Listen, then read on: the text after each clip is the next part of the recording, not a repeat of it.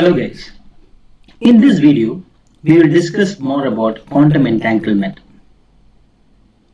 In the previous videos we have seen how quantum bits are defined, what are quantum bits, how can we represent a quantum bit in a circuit using IBM's quantum computer, that each quantum bit can have two states, 0 or 1, and it can have these two states at the same time, and it is represented in a superposition state with alpha 0 plus beta 1, and alpha and 0 are called as amplitudes, and alpha square is the probability of that quantum bit being 0 when we measure it. So the moment we measure that quantum bit, the value collapses to, the qubit collapses to either 0 or 1. So now let us see what happens when they have two quantum bits, two qubits, Q1 and Q2. Let us say these are the states of Q1 and Q2. So Q1 is in a superposition state which we have seen previously, where it can either be 0 and 1 with equal probability. The amplitude is the same.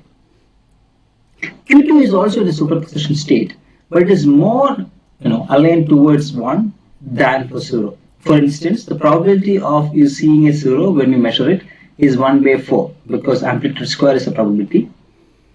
And the probability that you find it as 1 is 3 by 4, because again root 3 by 2 the whole square is going to be 3 by 4. Now, what is the state of Q1 and Q2? So now we have the state of Q1 and the state of Q2. But what is the state of both these qubits together? Both these qubits together can be, Q1 can be 0 and 1, obviously. Q2 can also be 0 and 1, which means Q1, Q2 can be 0, 0, 0, 1, 1, 0, 1, 1.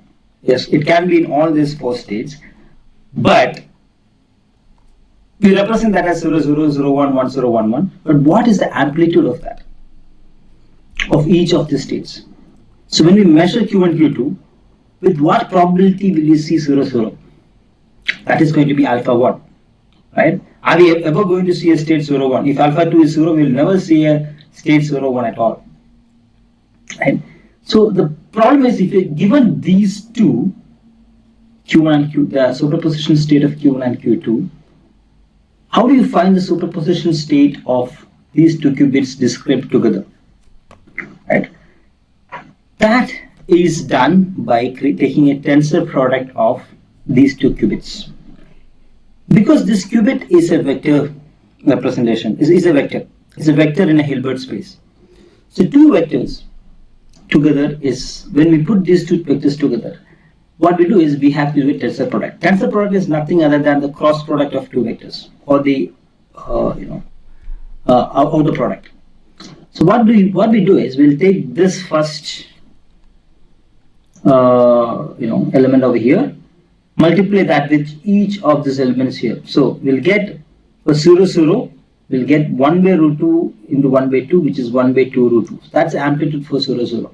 And let us say what's amplitude for 1, 0. For 1, 0, the amplitude should be 1 by root 2 into 1 by 2, which is 1 by 2 root 2. So that is our superposition state of Q1, Q2.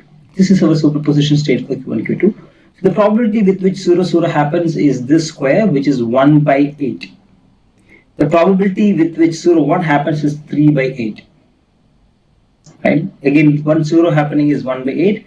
1, 1 happening is 3 by 8. So now we got that.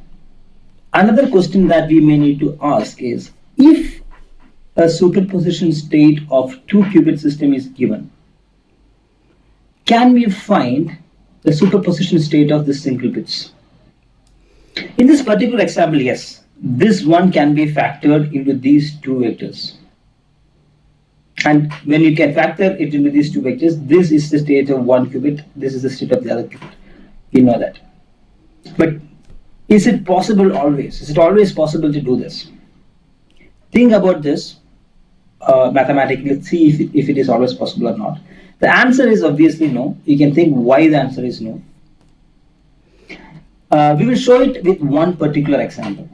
So let us take this particular state of Q1, Q2. Let me say that Q1, Q2 system is in a state of 1 by root 2 0 0 plus 1 by root 2 1 1, which means that with 1 by 2 probability we will see 0 0 when we measure these two qubits, and with 1 by 2 probability we will see 1 1.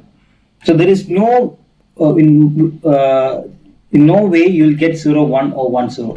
So how much ever we measure, we will never see 0 1 or 1 0. So this is the Bell, this is called a Bell state, one of the Bell states.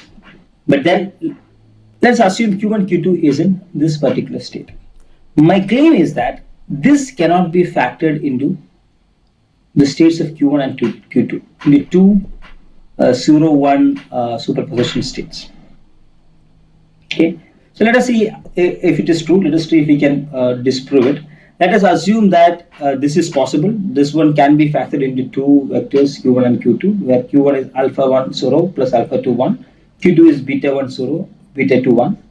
If this is the case, then the tensor product of these two will give you Q1 Q2. This should give Q1 Q2 exactly as this. So when I take the tensor product, we'll get alpha 1 beta 1 0 0, alpha 1 beta 1 0 0, alpha 2 beta 2 1 1, and alpha 1 beta 1 0 1, and alpha 2 beta 1 0. So this is equivalent to this one, which means that these two terms should be 0. So alpha 1 beta 2 should be 0, and alpha 2 beta 2 should beta 1 should be 0, because this doesn't exist in this state, right? So this should be 0. So alpha 1 beta 2 is equal to 0. What does alpha 1 beta 2 equal to 0 means? Let us only take this and we can prove by just looking at this. If alpha 1 into beta 2 is equal to 0, this means either alpha 1 is 0 or beta 2 is 0. So one of this, either alpha 1 or beta 2 should be 0. Remember that word, should be. It should be 0 for this to work. But if alpha 1 is 0, this term becomes 0, which means there is no 0 0. But we know that there is a 1 by root 2 0 0 term in Q1 Q2 superposition state. So alpha 1 cannot be 0. So alpha 1 should not be 0. Right? Then if alpha 1 is not 0, then beta 2 should be 0. Right? But if beta 2 is 0, then alpha 2 beta 2, this term becomes 0. Which means 1 1, there is no amplitude for that. But we know that there is 1 1 has an amplitude of 1 by root 2. So beta 2 also should not be 0. So if this is equivalent to this one, then alpha 1 and beta 1 should not be 0. So remember, like 1 minute back I said alpha 1 or beta 2 should be 0. Now I said alpha 1 and beta 2 should not be 0. This is a clear contradiction, which means this cannot be split into these two formations. What does this actually mean?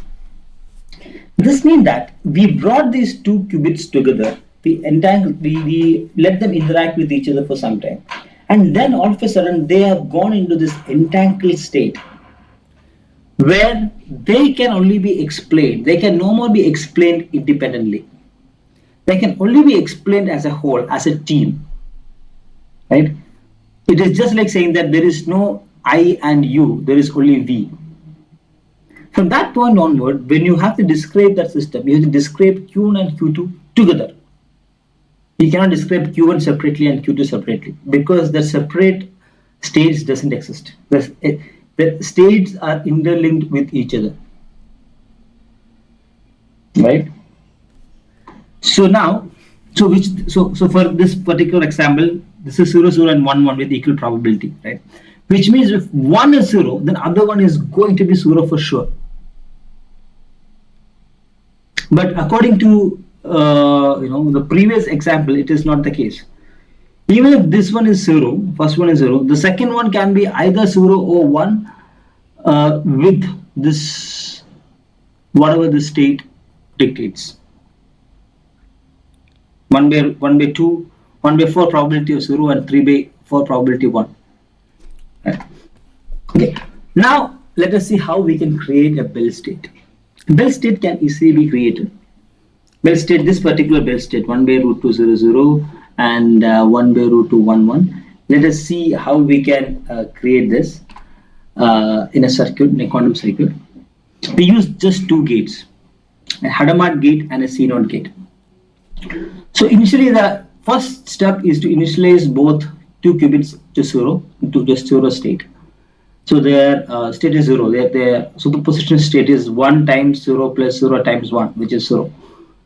And then you apply a Hadamard gate to one of the qubits, let's say Q0, and then you apply a CNOT gate. Okay, let us see first what happens when you apply Hadamard gate. When you apply Hadamard gate, the 0 is Hadamard gate is applied to a 0 bit. What happens is it changes the qubit into a superposition state of 1 by root 2 of 0 plus 1 by root 2 of 1, equal probability of 0 and 1 happening here. And then after that, you do a CNOT. So when we know that the state of this qubit is 1 by root 2 0 plus 1 by root 2 1, what is the state of Q1? Okay, so what does CNOT does? CNOT is a simple gate. What it does is, whenever this bit is 1, it will flip the value in this bit, or not this bit.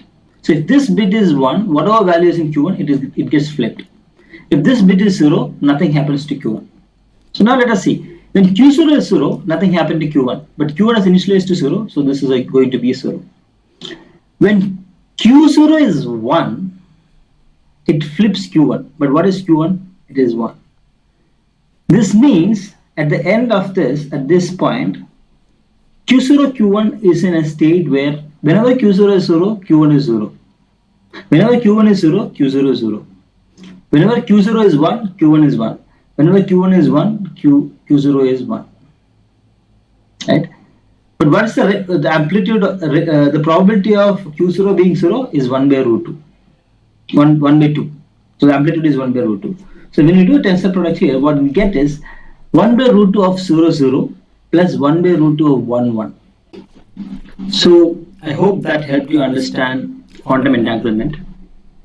Please comment your questions under this video, and I will try to address them as much as I can. Thank you guys.